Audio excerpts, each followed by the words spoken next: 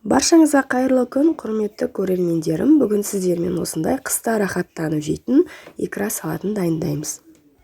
Тамағым сәл ауырып тұрғандықтан, даусым осылай жуандау болып тұр. Мән бермесеңіздер екен, ең алдымен осылай банкымызды стерилдеп парлап аламыз. Бізге қап-қатты балғын баклажандар қажет болады. Ең алдымен жақсылап жуып, содан соң ортасынан бөліп, тура видеодағыдай әдемілеп турап шығамыз.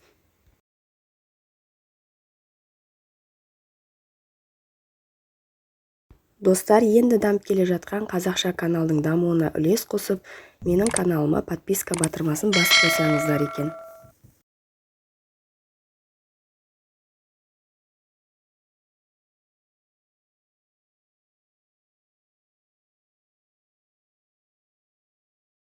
Баклажандарымызды турап болған соң, үстіне толтырып салқын суымызды құйып, осылай өзін қалдырып қоямыз. Қызанақтарымыздың барлығын жақсылап жуып, осылай ет тартқыштан өткізіп аламыз.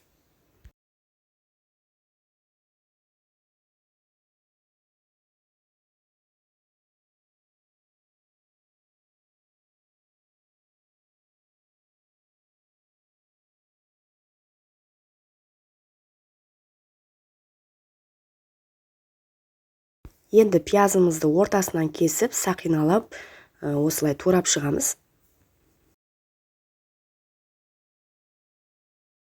Ал сәбізімізді үккіштің дәу көзінен осылай өткіземіз, ұзын-ұзын етіп.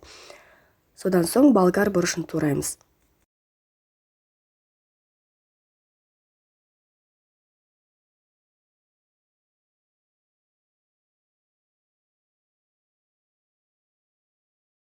Сарымсағымызды да үккіштен өткізіп аламыз.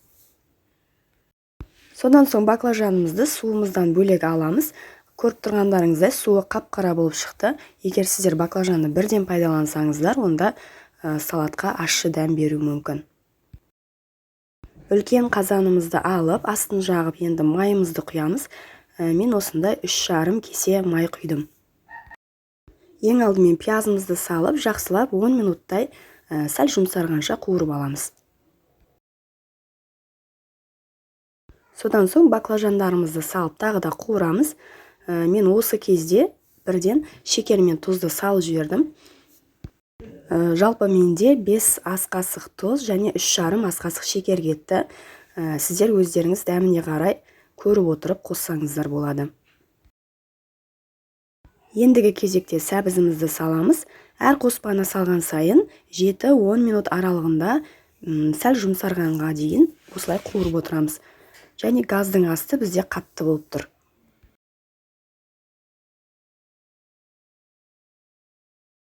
Содан соң үстіне болгар бұрышын салып, тағы да жақсылап араластырып аламыз.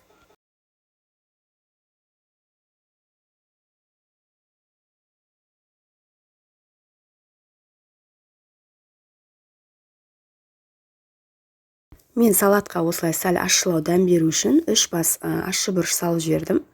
Сіздер өздеріңіз салмасаңыздар да болады. Ендігі кезекте біз қызанағымызды құямыз.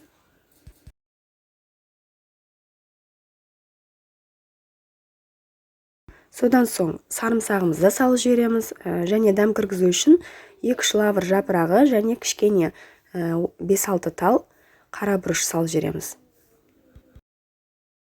Салатымыз толық араластырып, бір бұрқ етіп қайнағаннан кейін газдың астын бәсеңдетіп, тағы да бір 15 минуттай қайнатып аламыз. Өте баяу отта. Соңында осындай жасыл укропымызды салып аламыз. Осымен біздің қысқа арналған икра салатымыз дайын болды. Дәмі өте керемет. Қыста жесеңіздер, рахаттанып жейсіздер. Осылай жауып, банкілерге сақтап қоя бересіздер. Және 1 немесе 2 түнге бетін жауып қалдыруды ұмытпаңыздар.